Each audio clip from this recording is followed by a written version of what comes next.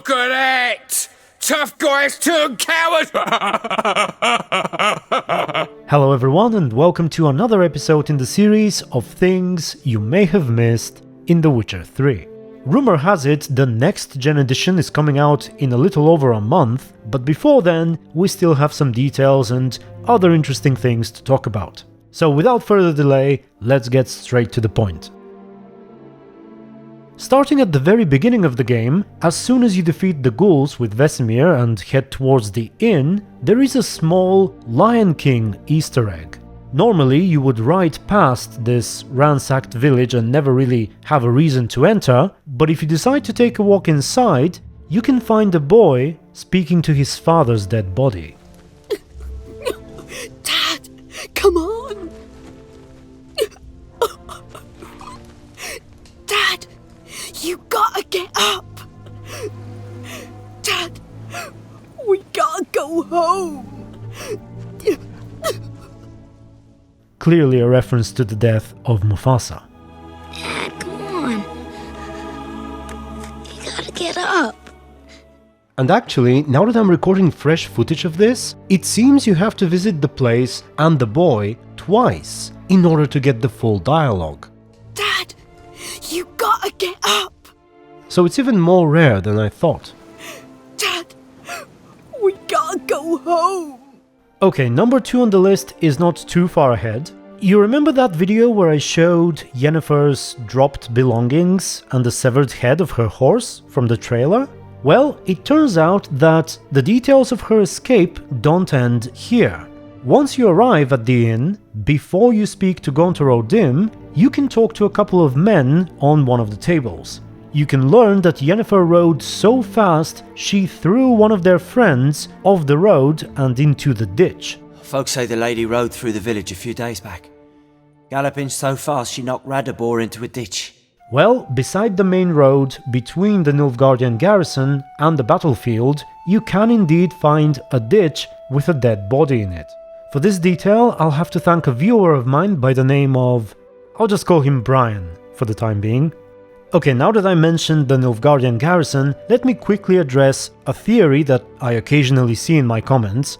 It suggests that there's a connection between the scene where you get rewarded for the griffin, you know, where the man gets punished for the grain. No, by the gods, no! And that piece of dialogue you can stumble upon between Vesmir and another one of the locals. Good man. Whose field is that the other side of the river? By the wood. Boyan Klimmix. Good lad, Master Witcher, though he...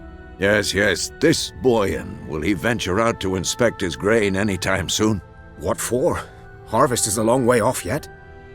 The suggestion is that Vesemir was behind it all. That somehow he tampered with the grain to undermine the Nilfgaardians. Potential evidence for that being that Vesemir says how he's basically on the side of the Northern Realms. War's not exactly going our way. We have a side. The Northern Realms. Radovid's realms, don't you mean? Temeria and Edirn are no more. Radovid's pledged to restore the old borders, soon as he wins the war. Believe that? Gotta believe something. It's what keeps us going. Now, I think this is not true. If he had any true reservations against working for them, he probably wouldn't have taken the contract in the first place. And also such deception and dirty work doesn't really seem to be his style. I think he was simply trying to figure out whether the field at this time is a suitable place to lure the griffin. I'm ready. No point in waiting. Let's find a good spot to ambush it. Picked one out already, other side of the stream. There's fields and a grove. Plenty of room and far enough so no one will get in our way. Good. Meet you there. Charming place. Perfect for an ambush. I know how to choose them. And one more thing, within the Nilfgaardian camp you can find a few people who look just like Lena's lover. Not sure if one of them is supposed to be him, or this is simply a case of reused models, but I thought I should mention it. Besides, any connection to Tamira is worth mentioning. I warned Tamira. Witcher potions have powerful, usually permanent side effects. I don't know whether to thank you or curse you for not letting her die with dignity. Trust me, choice I had to make was harder.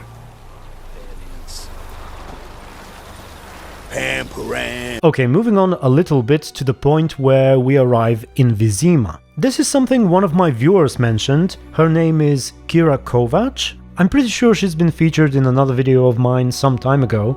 So, the thing you may have missed is that Emir's Chamberlain has different reactions to all three of the outfits he presents to you. Black, black, or black. And in fact, he doesn't like one of them very much. The one with the tight belt. Black suits the gentleman.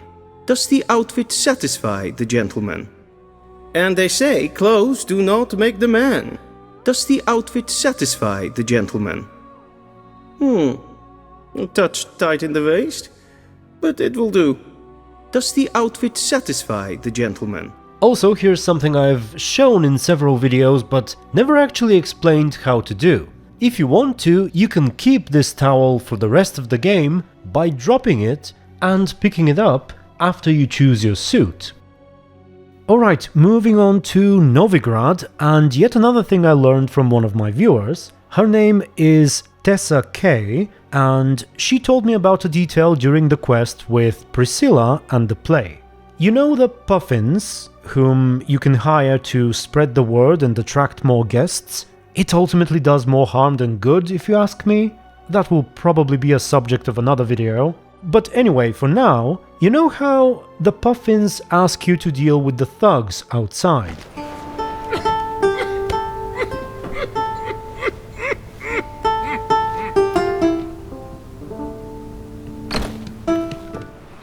Nice tune. Damn sad though. Then it successfully conveys my mood. Looking for the Puffins. Have I found them? We've no coin.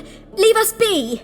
Don't want any coin from you. In fact, I'm willing to pay you, provided you agree to get the word out about Madame Irina's new play. Oh, afraid that's impossible. Ever since we premiered our fateful ballad about holy Hemelfart, who his faith ignores, gorges himself, diddles old whores, Fatso's gang has been harassing us incessantly. All right. Say I get Fatso and his boys to leave you alone. Will you publicize Irina's play then? Of course. Is it just me, or you got cat eyes? Right, he does. Stray cat must have fucked his mum. Now, what you doing in the city of eternal fire, cat shit? Leave the Puffins alone. Worms that insulted Hierarch Hemelfart? Called him an whoremonger? I'd sooner snuff out the holy flame itself. Tell them fucking poets to come down here. Shove their fruits up their blaspheming arseholes. Yeah, to play a different tune then, every time they fought. Ah, what a sight! You really showed them. 1-2 over the back, then pow, right in the noggin. Well, the two encounters, with the Puffins and with the thugs, can change quite a bit if you do them in reverse order. So if you shoo away the thugs first... What the hell's this? What's it to you, you prancing freak? Look, he's scared off our new friend. Can't have a civil conversation in public these days without some drig butting in. This is the city of eternal fire. No room for his kind here.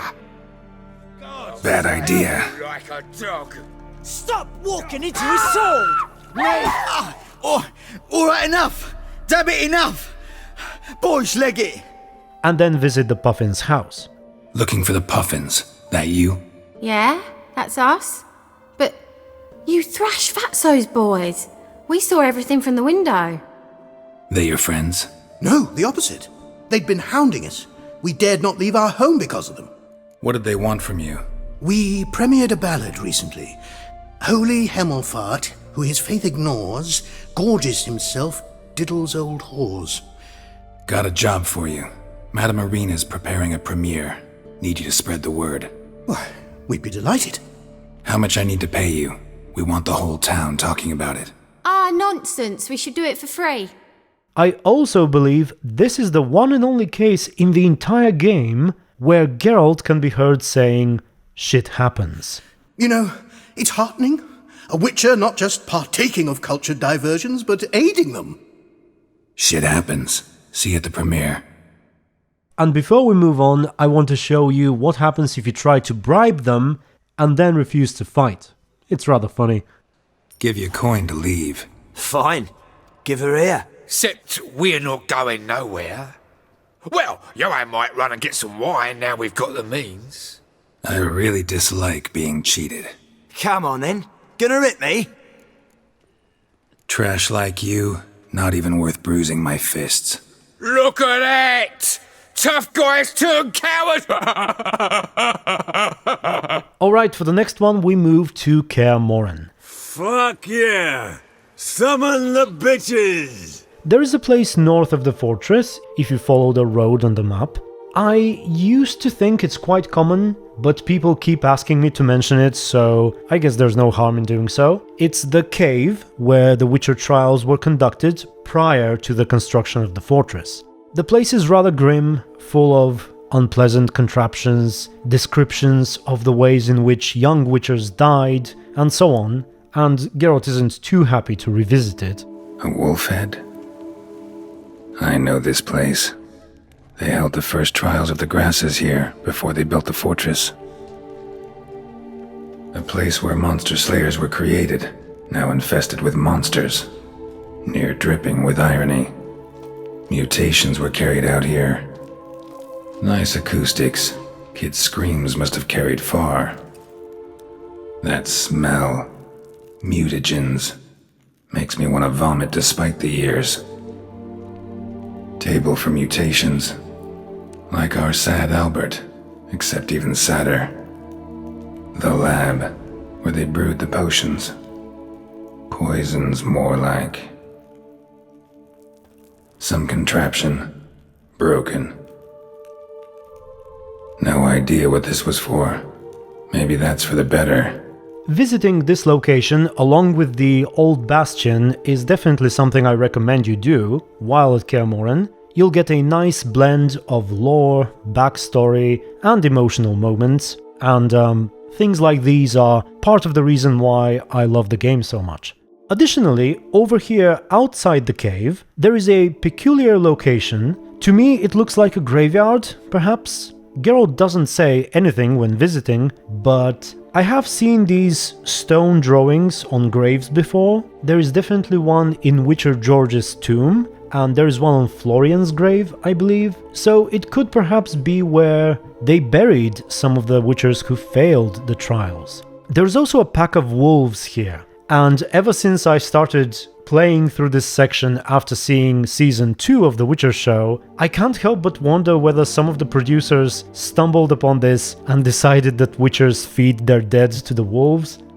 I'll end this video with yet another neat detail, once again coming from a viewer of mine. It's about the Skellige Isles. Two of them, as you know, are called Ard Skellig and Skellig. I think I've said that in previous videos, that the names come from a couple of real-world Irish islands, but what I did not know is that the inspiration goes a step further. The real-world islands are famous for housing large populations of birds, and if you rotate the main island in Skellige, Ard Skellig, you'll see that it actually resembles a bird.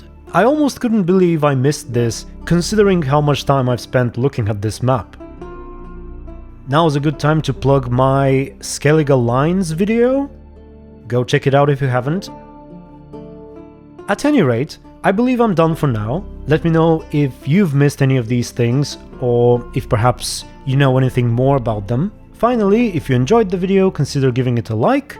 And yeah, that's it. Thank you very much for watching, thank you for your support, and until the next one, stay tuned and be good. Mercy, please! Ah! No more! Please, no more! Mercy, please! Ah!